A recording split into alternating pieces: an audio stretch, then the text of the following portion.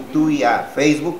Y pues un saludo a todos los hermanos de aquí de la iglesia Emanuel, pero también a los que no están viniendo por alguna razón, que ya el grupo está creciendo, gracias a Dios está más estable. Y pues vamos también a orar por la gente que nos está sintonizando en Sudamérica, Centroamérica, Norteamérica y también Europa. Así es que vamos a pedirle a Dios que Dios nos ilumine, que de eso vamos a hablar hoy, de la iluminación, para poder entender su palabra. Y por supuesto vamos a seguir orando por las necesidades personales de cada quien, que pues aquí en la iglesia sí hay personas que nos dicen tengo este problema y sabemos qué hacer, o qué orar, o qué hacer para orar por eso. Pero hay gente que nosotros no conocemos y que tiene problemas, vamos a orar por sus problemas personales, pero también vamos a orar por la situación de esta enfermedad que sigue dañando y que de alguna manera Dios la pare y la erradique completamente.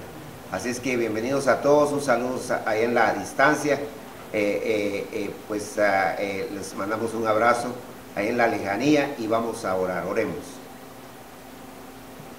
Señor, nuevamente te damos la honra y la gloria, Padre, te suplicamos que tomes en tus brazos de amor, Señor, a nuestras vidas y que nos cobijes, Señor, en ti para que podamos desenvolvernos y desarrollarnos en el diario vivir. Sabemos de que la vida no es fácil, tiene un sinfín de circunstancias, tanto en lo físico como en lo espiritual, pero tú eres el único que nos puede librar y sacar adelante.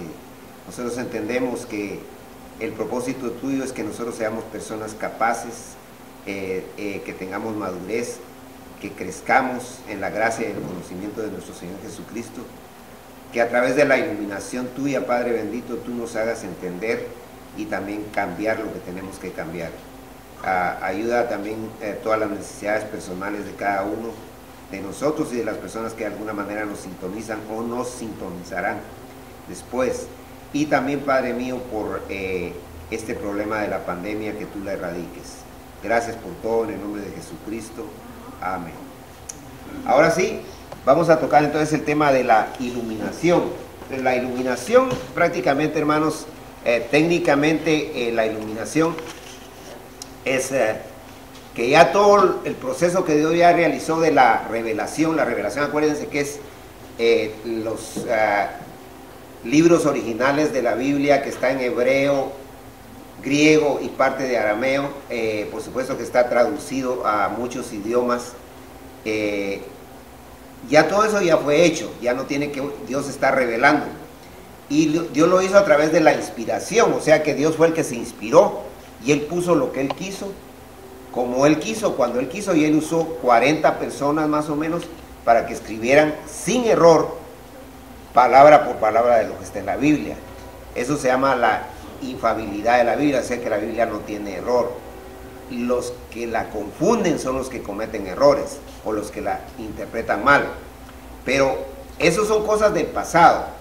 Entonces Dios, para conocer las cosas en una forma bastante completa, lo único que necesitamos ahora es la iluminación del Espíritu Santo.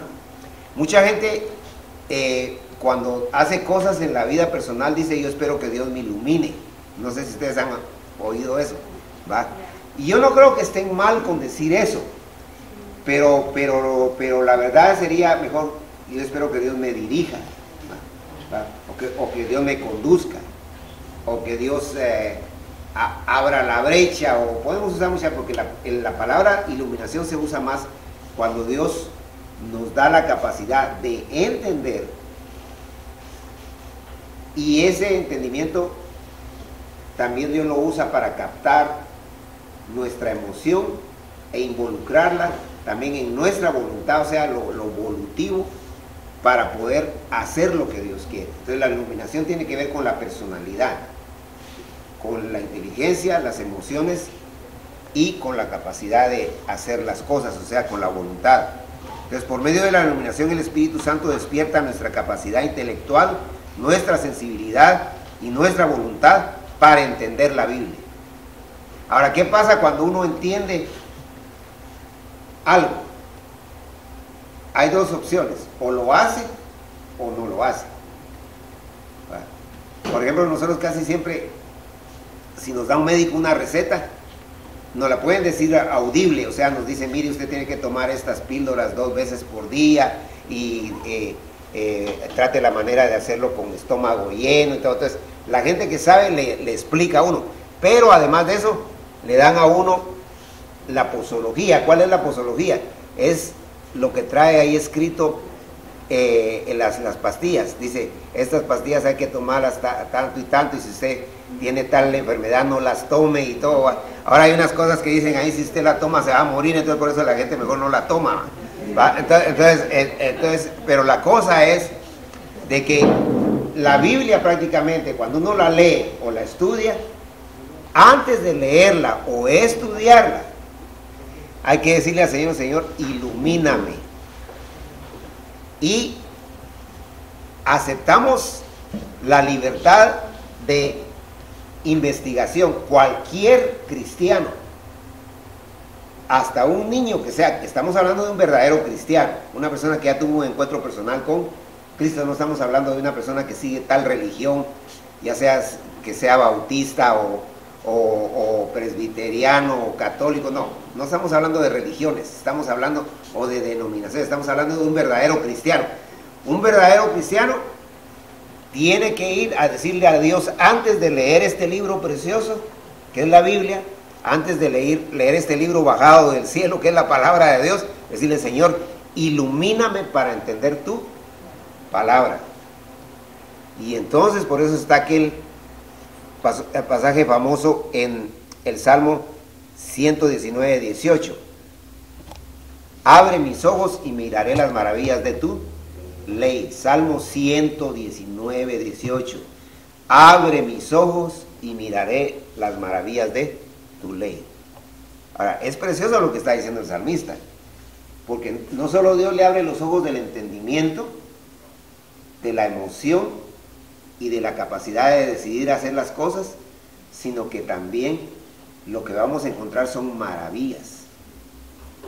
¿Va? Porque la Biblia es como una mina llena de tesoros. Y ustedes saben que los mineros, ¿va? Famosos los mineros de Chile, ¿va? Los mineros tienen que entrar a una cueva con algo aquí en la frente. ¿Qué es lo que cargan aquí en la frente? Una luz, una lámpara, ¿va? Y esa les sirve para ver el camino, pero también para ver lo que están buscando, para encontrar el metal que andan buscando, o las piedras preciosas, o lo que sea. Entonces, abre mis ojos y miraré las maravillas de tu ley. O sea, Dios nos ilumina para entender su palabra. Y entonces podemos contactarlo con aquel otro pasaje famoso también que está en los Salmos.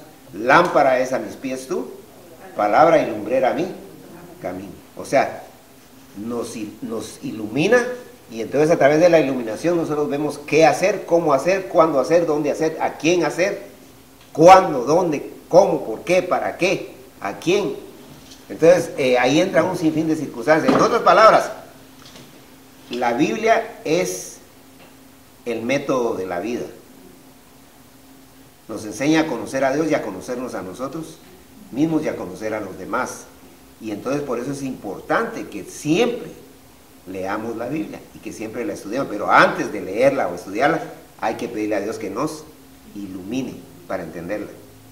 Y acuérdense que Pablo le dice a Timoteo, y que desde la niñez ha sabido las sagradas Escrituras, las cuales te harán sabio. Entonces, eso es importantísimo, porque una persona no nace sabiendo. Además hay gente que, aunque no lo querramos aceptar, pero hay gente que sabe más que uno. Todos tenemos capacidades, pero cada quien las tiene orientadas para diferentes situaciones o circunstancias. Pero hay gente que definitivamente evoluciona más en ciertas cosas que en otras. Y entonces aquí lo que nos dice prácticamente en la iluminación es que para que apliquemos los principios, o sea, las verdades de Dios a nuestra vida. Y Esto ya nos lleva al pasaje que vamos a ver, 2 Pedro, capítulo 3. 2 Pedro, capítulo 3, y ahí en el versículo 15, acuérdense que esta es la segunda epístola o carta, o libro que escribe Pedro. Por supuesto, el Espíritu Santo lo guió para que escribiera sin error lo que está aquí escrito. Y después de estar hablando desde el versículo 10 al 14, Pedro aquí está hablando del día del Señor. El día del Señor implica 1007 años. Cuando ustedes vean que dice el día del Señor, está en Isaías 65, en Isaías 66, está también en este pasaje que Pedro toca. El día del Señor no es un día de 24 horas, es un día de 1007 años, más el momento del rapto, que ese momento va a ser rápido, porque dice que va a ser en un abrir y en un cerrar de ojos. Entonces por eso es que no lo incluimos como un día ahí. Pero el día del Señor incluye el rapto a la iglesia, incluye la gran tribulación, o sea, los 7 años cuando va a estar el anticristo, e incluye los 1000 años, que es la segunda venida de nuestro Señor Jesucristo, donde dice que van a haber nuevos cielos y nueva tierra. O sea que Dios dice que aquí, Pedro lo dice, yo les motivo para que lo lean eso después. Yo se lo estoy explicando porque es el contenido que viene antes, el contexto anterior. El contexto anterior está hablando de eso. Y dice que el Señor vendrá como ladrón en la noche. O sea que va a ser en un momento sorpresivo, cuando menos lo esperemos. Ustedes saben esta enfermedad cómo entró ahorita aquí a este mundo. Cuando menos lo esperaban. Una enfermedad, un simple virus. Ahora el Señor va a venir en el momento que nosotros menos lo esperemos. Y en ese momento, entonces, empiezan el día del Señor. Obviamente, el primer momento es el rapto, que es inminente. Inminente quiere decir que eso puede ocurrir ahorita. Ahorita que estamos aquí, podemos salir para arriba, porque tiene que ser así, porque dice que Él llegará a las nubes, Él no va a bajar hasta acá, en el rapto. Pero ya en los 7 años del periodo del principio de dolores y la gran tribulación, que la Biblia le llama la semana 70 en el libro de Daniel, que son septenios, que es una semana de 7 años, ahí es cuando va a ser lo peor de lo peor. Este virus no es nada con lo que viene ahí. Si usted lee Mateo 24 y 25, dice el Señor Jesucristo que cosas que no han habido ni habrán jamás va a pasar, en términos malos. O sea, va a pasar lo peor de lo peor, en pestes, en todo, terremotos, todo. Entonces viene eso, pero después de eso viene el amanecer, la luz del milenio, donde dice que el niño va a jugar con el lobo y con la oveja. O sea, le va a ser quitada la ferocidad a las fieras. Van a ser quitadas las maldiciones que hay ahorita, porque ahorita todo esto del coronavirus y los terremotos, todo eso es maldición. Las erupciones de los volcanes y todo. Porque mucha gente dice que lindo ver la lava, póngase enfrente a ver si no lo lava también, ¿va? Porque lo que pasa es que la lava es parte de la maldición que Dios ha puesto en la tierra. Bueno, mi país le llaman el país de los volcanes, yo sé. Yo he estado ahí en varios volcanes, en el más alto de Centroamérica, cuando apenas tenía 5 años. Pero la cosa es, hermanos, que a lo que vamos es a que aquí Pedro viene hablando del día del Señor, pero de repente cambia, no en el sentido del mensaje, sino que en el sentido de la observación, y dice en el 15, y tener entendido que la paciencia de nuestro Señor es para salvación. ¿Qué está diciendo? Está diciendo, si ahorita no se ha acabado el mundo, es porque Dios está esperando que llegue la última persona que Él ya sabe quién es, y que diga yo acepto a Jesucristo. Cuando sea ese el último que Él decida hasta aquí, ahí ya empieza todo lo demás. Y por eso nuestro mensaje, nuestra misión como pueblo de Dios es dar testimonio. Claro, un testimonio físico, tratar de portarnos bien, pero también hablarle a la gente que conozca a Dios. Y entonces la palabra de Dios dice aquí, en el mismo 15, como también nuestro amado hermano Pablo, según la sabiduría que le ha sido dada, os ha escrito. Y es interesante que Pedro le está llamando a Pablo nuestro amado hermano Pablo, porque se acuerda que en el libro de Gálatas, en Antioquía, ¿qué hizo Pablo con Pedro? Le pegó una gran regañada y le dijo que era un hipócrita y le dijo que estaba arrastrando aún a Bernabé y a otros líderes para que actuaran hipócritamente. Pero Pedro no se quedó con el rencor y decía, ay, Pablo me habló mal y yo ya no vuelvo a hablarle jamás ni decir nada de él. Aquí ya han pasado muchos años y él entiende que el que te ama te corrige, lo corrigió para que cambiara su actitud. Pedro, como buen cristiano, la cambió y aquí está hablando el bien de Pablo. Y en el versículo 16 dice, casi en todas sus epístolas, hablando en ellas de estas cosas, entre las cuales hay algunas difíciles de entender, las cuales los indoctos e inconstantes tuercen, como también las otras escrituras, para su propia perdición. Entonces se está diciendo, Pablo ha escrito cosas muy profundas y difíciles de entender. Ahora, difícil de entender no quiere decir que no se puedan entender. Porque cuando uno dice es bien difícil llegar hasta ese lugar, ¿es imposible llegar a ese lugar, sí o no? No, sí se puede llegar, pero es bien difícil. Es bien difícil. O sea, hay pasajes en la Biblia que son más difíciles que otros. Especialmente las cartas de Pablo, los libros de Pablo, que fue el que escribió más libros de la Biblia. Son difíciles, pero sí se pueden entender con la iluminación del Espíritu Santo. Y eso cualquier cristiano, no tiene usted que ir a una escuela bíblica, no tiene que ser un teólogo, no tiene que ir a un seminario ni a un instituto bíblico, aunque es bueno hacerlo, ¿va? Pero usted solo o sola puede decirle, Señor, ilumina para entender la palabra, y usted la va leyendo y poniendo atención a lo que está ahí. Y entonces Dios le va dando la capacidad de entender y le impacta su emoción y le ayuda a cómo actuar también. O sea, y le va transformando, lo va modificando, porque necesitamos que Dios nos cambie.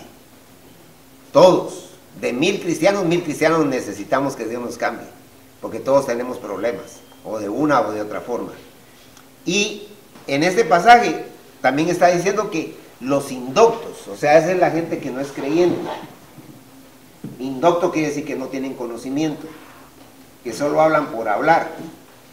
Y hasta pueden citar toda la Biblia y hasta hablar de toda la Biblia, pero no entienden qué es lo que dice porque no tienen la iluminación. Tuercen, dice. Y como también las otras escrituras, para su propia perdición. Y entonces aquí tenemos que tener cuidado, porque no todo lo que brilla es oro. Uno especialmente ahí en el Facebook ve que un montón de gente dice, Dios dice tal cosa, y le dicen a uno, y mañana será un día, solo Dios me va a dar ese día y vas a ver que ese día va a ser bueno. Por favor, hermanos,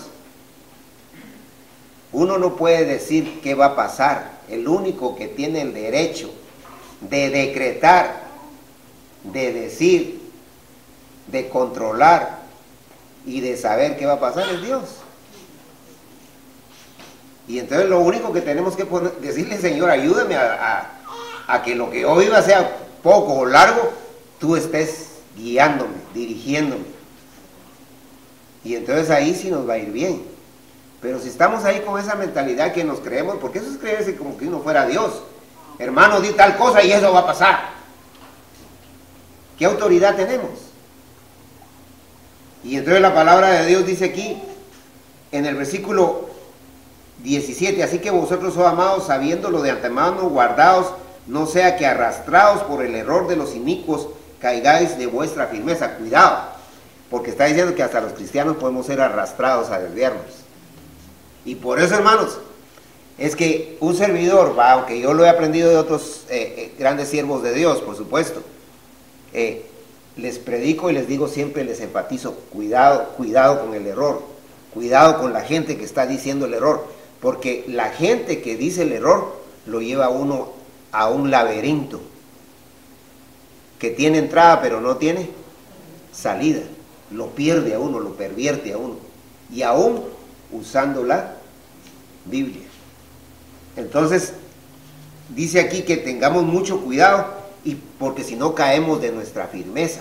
O sea que usted puede tener una buena decisión de buscar a Dios, pero si seguimos esos conceptos equivocados, nos va a desviar. Y hay un sinfín de pasajes en la Biblia que podríamos decir, bueno, está en la Biblia, pero no quiere decir que por eso lo tenemos que hacer nosotros. Porque hay cosas que Dios dice, esto se hizo, pero no para que lo sigamos haciendo nosotros. Por ejemplo, en los tiempos de antes, habían personajes aún bíblicos que tuvieron varias mujeres. Pero sin embargo, Dios instituyó el matrimonio no para que fuera bígamo, o sea, que tuvieran dos, pero mucho menos para que fuera polígamo, para que tuvieran 5 o más, sino que el matrimonio es monógamo, o sea que mono es uno, un esposo para la esposa y una esposa para el esposo. Ahora claro, si se muere el esposo y queda viuda, puede casarse. Nosotros hablamos del matrimonio en la plática que tuvimos el viernes del Sermón del Monte, ¿va? Pero definitivamente hay varios pasajes ahí en la Biblia. Por ejemplo, eso de comer carne con sangre, ¿va? Y que nosotros los latinos, muchos de nosotros comimos la famosa moronga o morcilla, como le dicen en algunos lugares, y pues yo no sé si usted lo ha hecho o no lo ha hecho, pero yo cuando llego a mi país, una de las primeras cosas que me invitan es a comer eso, y picadita con cebolla, culantro y toda la cosa, que es rica, y pues, pero algunos también me dicen, yak, eso no me gusta, ¿no? ¿Ah? Pero ahí cada quien va, pero la Biblia a nosotros, los cristianos, no nos prohíbe eso. Eso fue prohibido para el pueblo de Israel. ¿Por qué? Porque los que estaban alrededor, las naciones que estaban alrededor de Israel, dedicaban los sacrificios de sangre a sus dioses. Entonces lo que Dios no quería es que hicieran lo mismo. Bueno, nosotros en nuestros antepasados mayas, aztecas y todas las tribus que existieron en nuestros países, y aún aquí pues han existido los apalaches, todos esos, porque aquí también existieron nativos también y todo, y los Sioux, los Cheyennes y todos esos. Definitivamente ellos tenían otras costumbres y otras cosas, ellos sacrificaban vidas humanas, ¿va? Ahora, si por razones de salud usted no quiere comer tal cosa, eso está bien, usted tiene la libertad de comer lo que quiere y lo que no quiera, pero dice la Biblia que de todo lo que se vende en la carnicería comamos, de todo, dice. Ahora claro, si alguien le dice, mire, el doctor le dice no coma eso porque se puede hasta morir, no hay que comer entonces, aunque le guste, ¿va? Y entonces, pero la gente que tuerce la Biblia dice, es que la Biblia dice que no hay que comer esto, que no hay, pero está sacando un texto fuera de su contexto y se vuelve un pretexto, o sea que se vuelve una doctrina falsa, desviada. Y entonces lo que está diciendo aquí, así que vosotros, oh amados, sabiéndolo de antemano, guardados, no sea que arrastrados por el error de los inicuos, caigáis de vuestra firmeza. Antes bien, fíjense qué precioso lo que está diciendo, antes de que caigamos, dice, creced en la gracia y en el conocimiento de nuestro Señor y Salvador, Jesucristo. Crecer. Eso es lo que tenemos que hacer, crecer. Ahora, las madres lo saben más, ¿va? Especialmente al bebito que tienen ahorita ahí en los brazos. Uno como quiere ver a sus hijos crecer, todo raquítico, desnutrido y que esté mal. No, uno quiere que sus hijos estén bien saludables, ¿va? Y entonces, una de las cosas que los médicos dicen siempre para los niños cuando están chiquitos es que le den leche. ¿Por qué? Porque la leche le fortalece su sistema óseo, o sea, sus huesos. Entonces, teniendo bien lo de adentro, lo de afuera puede tener mejor proyección para desarrollarse físicamente hablando, biológicamente hablando, naturalmente hablando. Entonces Dios lo que quiere es que nosotros estemos bien por dentro, pero para estar bien por dentro tenemos que crecer en la gracia y el conocimiento de nuestro Señor Jesucristo. Tenemos que crecer, pero ¿cómo va a crecer si ni siquiera lee la Biblia? ¿O cómo va a crecer en las cosas de Dios si lo que está poniendo es atención y oídos a cosas torcidas? Porque hay gente que me dice a mí, yo apruebo y qué bonito su mensaje, pero ahí mismo me saca que andan ahí en una de esas iglesias donde andan más allá que acá. Entonces yo digo, ¿cómo es que esta persona me está diciendo a mí? Qué bonito lo que está viendo, pero están creyendo en otras cosas que no son correctas. Y no es porque pretendamos ser únicos, porque gracias a Dios hay pastores y hay maestros de la Biblia y hay teólogos que siguen enseñando la verdad, aunque cada vez hay menos, pero de que los hay, los hay. Y entonces aquí dice que crezcamos en la gracia y en el conocimiento de nuestro Señor Jesucristo, y al final dice, a Él sea la gloria y hasta el día de la eternidad, amén. Pero en el original dice, a Él es la gloria, porque la gloria no puede ser de Él, ya es de Él. ¿Y qué quiere decir la gloria? La gloria lo que quiere decir es que Él es el único que tiene todo el poder, amén. Que Él es el único que tiene todo el saber, que Él es el único que tiene la última respuesta a nuestra vida personal y a la vida de toda la humanidad, y a los tiempos y a la historia y a todo. Porque en ese pasaje que dice anteriormente, que les explicaba, que está hablando de el día del Señor, que es cuando va Dios a destruir los elementos, y cuando dice que va a destruir los elementos, quiere decir que Dios va a destruir las mesas y todo lo que hay aquí, lo va a quitar. Y entonces, ¿qué va a haber? Alguien me va a decir, van a haber triclinios como los que usaba el Señor, que casi estaban acostados cuando comían.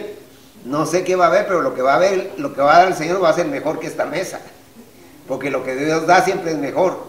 Entonces, ¿las computadoras las va a quitar? Sí, las va a quitar. Entonces ya no vamos a tener Facebook. No. No. Pero lo que va a dar Dios va a ser mejor, ¿sí o no? Sí, puede ser que sea algo parecido o mejor, pero Dios dice que nosotros vamos a poder, según la palabra de Dios, dice que nosotros vamos a poder transportarnos de un país a otro en segundos, sin necesidad de ningún medio de conducción. A eso ya me suena a los Cuatro Fantásticos, hermano. Pues ¿saben qué? Dios es fantástico, Dios es maravilloso, y Dios nos va a hacer personas que tengamos cuerpos inmortales. Dice que son cuerpos incorruptibles, ya no va a haber enfermedad, ya no va a haber nada, ya no van a haber vacunas para el virus, porque aunque hubieran virus no van a entrar. Ahorita lo que Dios demanda, y cuando yo estaba viendo ese pasaje me puse a pensar, que dice que nosotros seamos diligentes y que tengamos cuidado. Lo mismo se aplica para lo que estamos pasando con esta enfermedad. Tenemos que tener mucho cuidado, porque en un segundo hay gente que ha dicho, yo nunca pensé contagiarme ni creía en eso, pero de repente pum pum empiezan a morir varios de sus familiares. Y dicen, ahora sí sé que existe. Tuvo que haber muerte para que creyera. Hermanos, por favor, reaccionemos y démonos cuenta que la oportunidad que Dios nos está dando es solo una, pero la mejor oportunidad no es tanto para ver qué vamos a comer físicamente, aunque yo sé que nosotros los latinos comemos muy rico, ¿va? Pero no es que está Dios diciendo que no lo hagamos.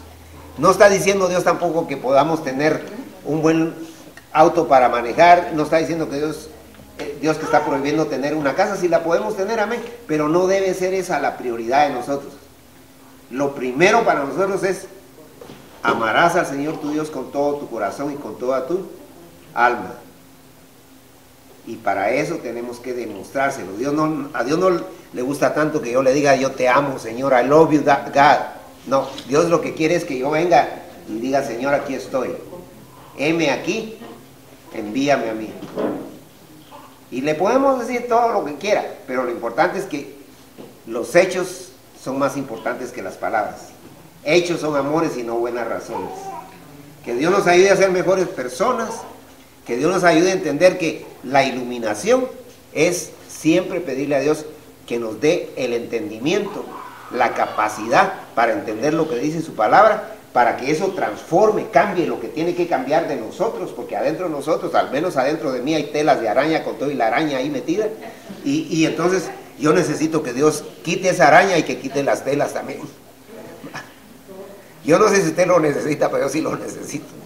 Así es que Dios nos ayude, hermanos, y siempre acuérdense que lo más importante es que la fe es por el oír, y el oír la palabra de Dios, y tenemos que decirle al Señor Jesucristo, en base a la única obra que vale, que fue la que hizo Él en la cruz del Calvario, cuando Él dijo consumado es, ya está pagado todo, no ninguna obra vale, la única obra que vale es la que Él hizo en la cruz, y entonces decirle a Él, a ese Cristo vivo, porque Él no se quedó en la cruz, Él vive, decirle: Señor, yo quiero que entres a mi vida y que me perdones, a ti Jesucristo, y Él entra y jamás vuelve a salir. Que Dios nos ayude, un saludo allá en la lejanía, y que sepan de que el cristianismo es lo más bello que hay, es lo más difícil, y con nuestras fuerzas es imposible, pero nosotros tenemos el poder de Dios. Solo el poder de Dios puede cambiar tu ser. La prueba yo te doy, Él me ha cambiado a mí, dice un canto precioso. Vamos a orar.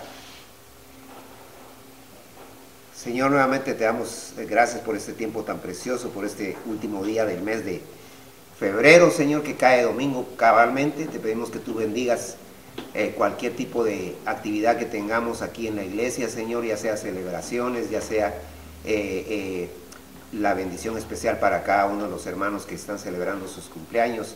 Lo extendemos también para las personas que conocemos nosotros, que sabemos que han cumplido años esta semana y el día de hoy específicamente.